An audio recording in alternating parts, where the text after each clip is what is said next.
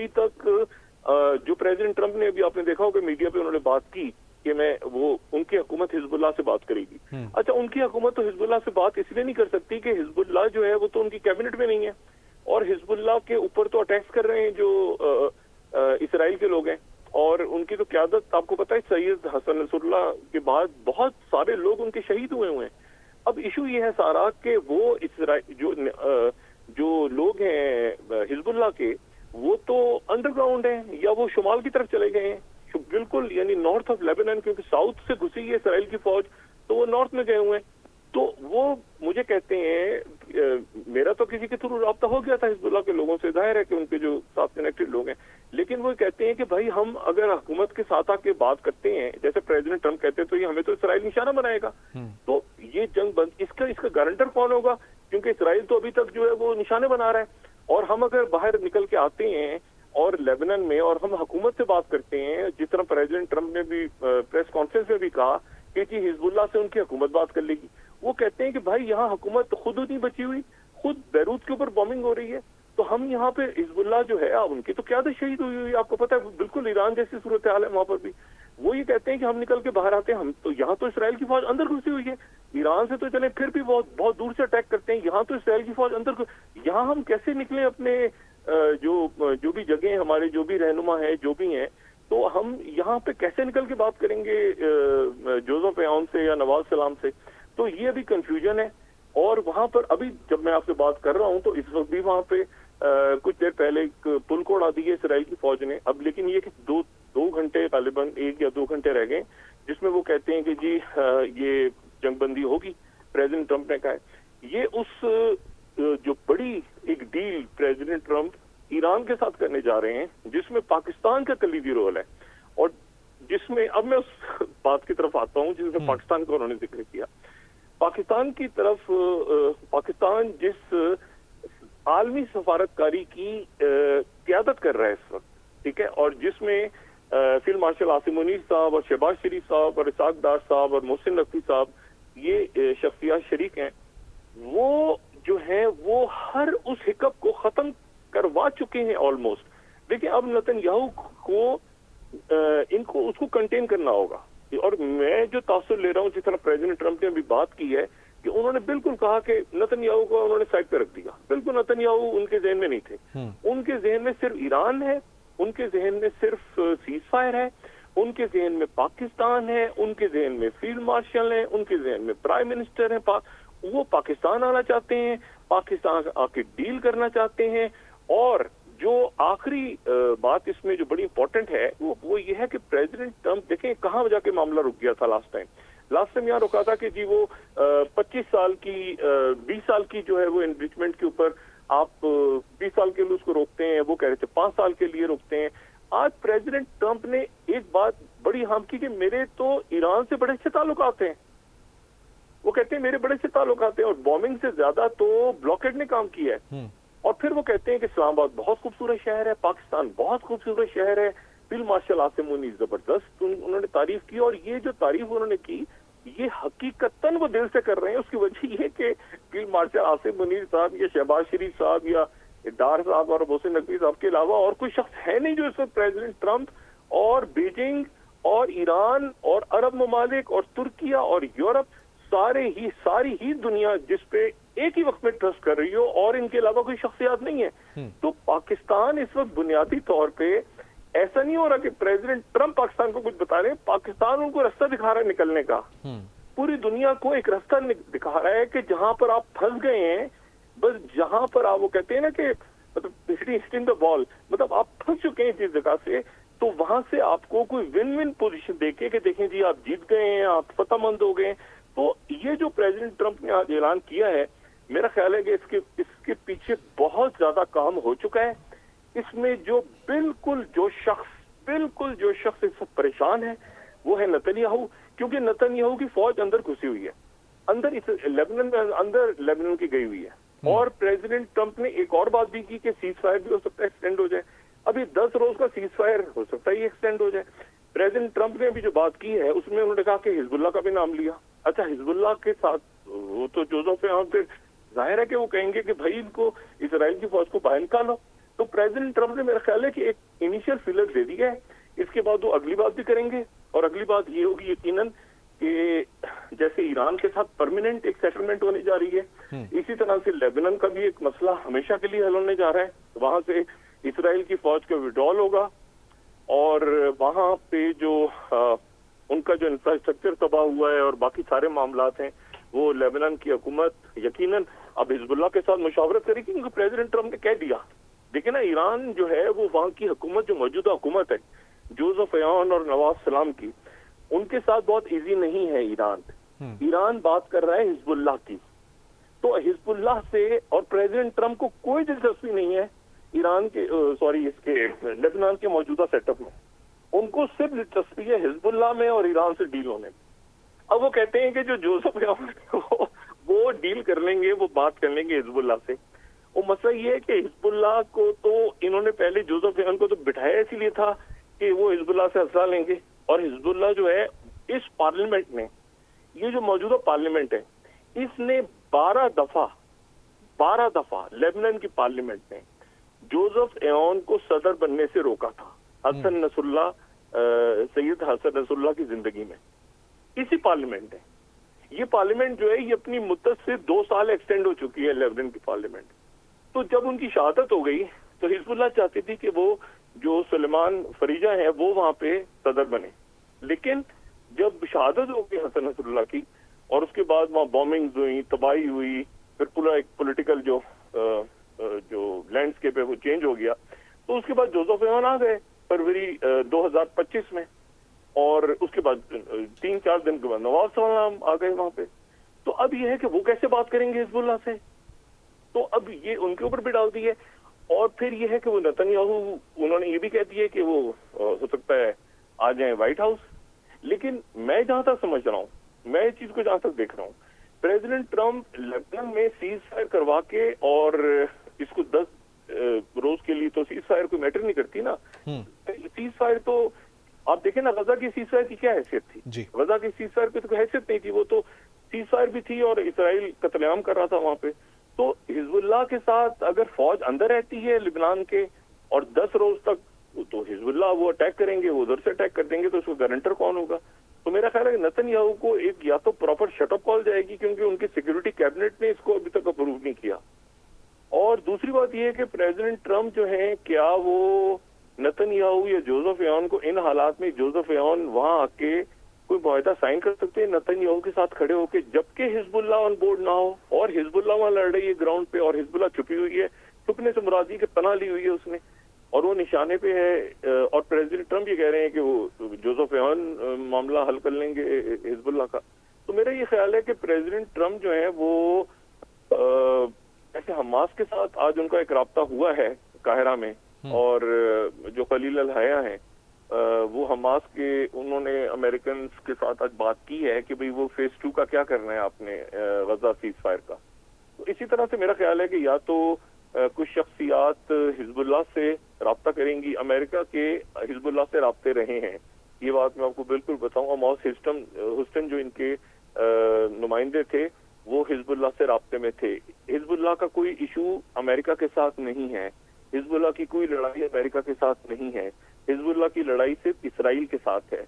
1982 में इसराइल जब दाखिल हो गया था, और वो सारे वाकयात जो मैंने आपको पहले बताए थे, वहां पे साबरा शतीला का कैंप, और उसके बाद वो बशीर गमाइल का जो कत्ल होना, और फिर उसके बाद उनका जो भाई आ गया था, और फिर उसके बाद अमेरिकन मेरीन्स पे अटैक हुए थे, उसमें 244 अमेरिकन मेरीन्स मारे गए थे, फ्रेंच मारे गए थे। तो ये बड़ा खूनी साल था 1982 का। अब ये है कि उसके बाद अमेरिकन का राब्ता हो गया था हिजबुल्लाह के साथ, और ये जो 2022 में मुख्तलिफ डील्स वगैरह इनडायरेक्टली वो मिलते थे, बात करते थे, सब कुछ होते थे। लेकिन ये जो असल पॉइंट है वो ये कि अमेरिका और हिजबुल्लाह की लड़ाई नहीं है, लड़ाई इसराइल और हिजबुल्लाह की है, लड़ाई लिबनान और जो है वो हिजबुल्लाह की है। हिजबुल्लाह के साथ जो है वो मैंने जो फ्रेंच हैं उनको बैठे देखा है, प्रेसिडेंट मैक्रों के करीबी लोगों को, मैंने हिजबुल्लाह के लोगों के साथ बरतानिया के लोगों को बैठे देखा है, मैंने उनके साथ सब लोगों को बैठे देखा है, पूरा यूरोप तकरीबन। अमेरिका भी प्रॉब्लम इसराइल को है हिजबुल्लाह से, तो अब यह है कि प्रेसिडेंट ट्रम्प जो है वो किस तरह से इसको जंगबंदी को 10 दिन की आगे करवाते हैं। ये जो ईरान की जंगबंदी है, जो ये आबना हुर्मुज की, उसका तो उन्होंने इशारा दे दिया अभी। उसमें तो ये देखें सारा आपस में इंटरलिंक्ड है।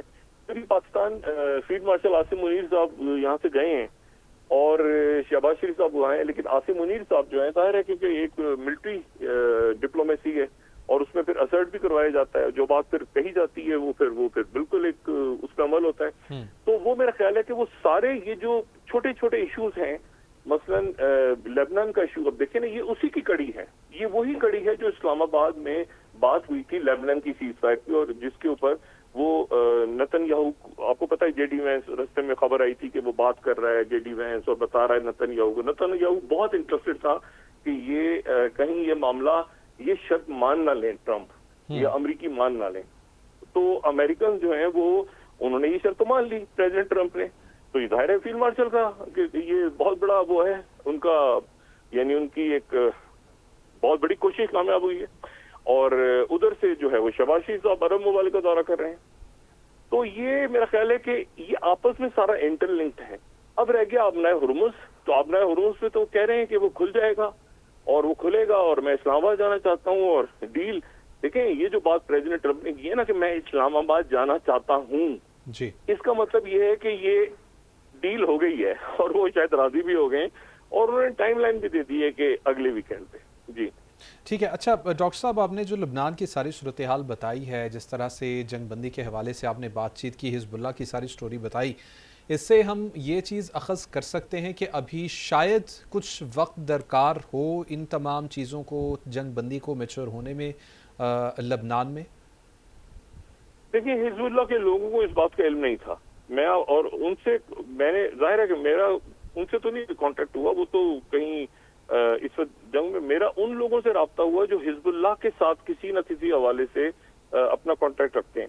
उनको कतन इस बात का इल्म नहीं था। एक तो जाहिर है कि उनका टेलीफोन और इंटरनेट और वो आपको पता है आपको आज की दुनिया में, लेकिन वो किसी ने मुझे कहा कि जी हिजबुल्लाह को तो बिल्कुल इल्म नहीं, लेकिन लड़ाई हो रही है, हिजबुल्लाह भी जवाब दे रही है प्रॉपर, और वहां से जो है वो अटैक हो रहा है इसराइल का भी। बल्कि उन्होंने आखिरी बात तो बड़ी खौफनाक थी कि वो फॉस्फोरस बम्स यूज कर रहा है इसराइल।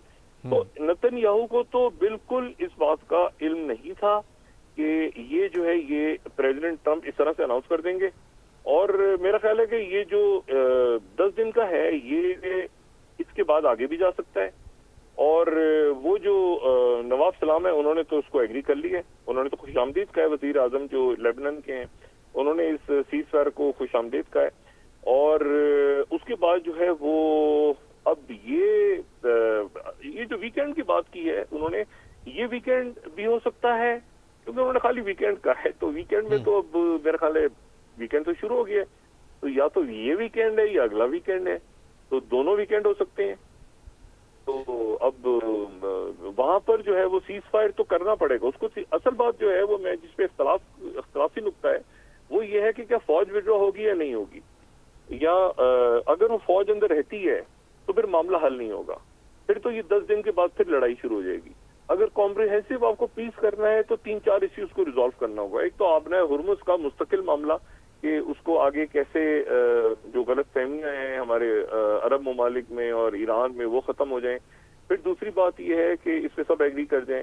दूसरी बात यह कि एनरिच यूरेनियम के हवाले से मेरा ख्याल है कोई ना कोई मामला तय हुआ है, ना वो 20 साल वाला मामला है, ना वो 5 साल वाला मामला है, वो कहीं दरमियान में है।